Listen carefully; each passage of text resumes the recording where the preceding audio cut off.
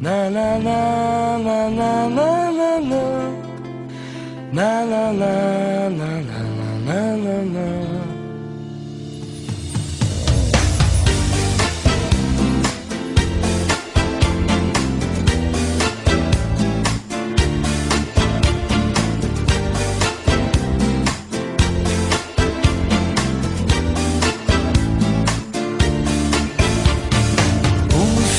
Ezelőtt érkeztem, és azt mondták, hogy ez az a hely, ahol mindent sikerült megnéznem. Köszi, de sajnos nem mehetek, mert a főnököm az az Isten, kinek szárnya van, de ereje nincsen, hogy egy kicsikét legalább megverne, vagy lassan utánad engedne.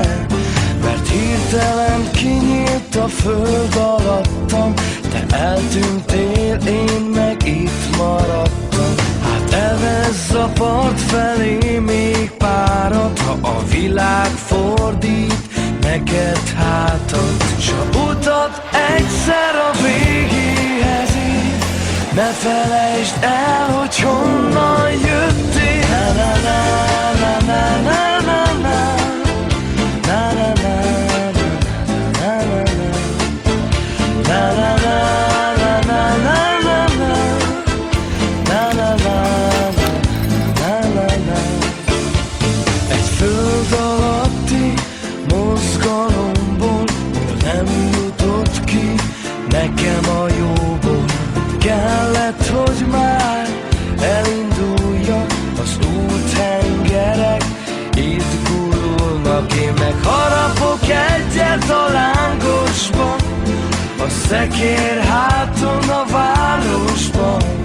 De láttatok-e már oly gyönyörű bájt, mit nem okozhat 5 gigabájt? Neked 5 gigabájt, nekem 5 libamáj. Jaj, a szívem úgy nagyon fáj, de én sem próbálhattam kétszer, de megteheted, ha visszanézel. S a utat egyszer a végéhez ér, ne felejtsd el, hogy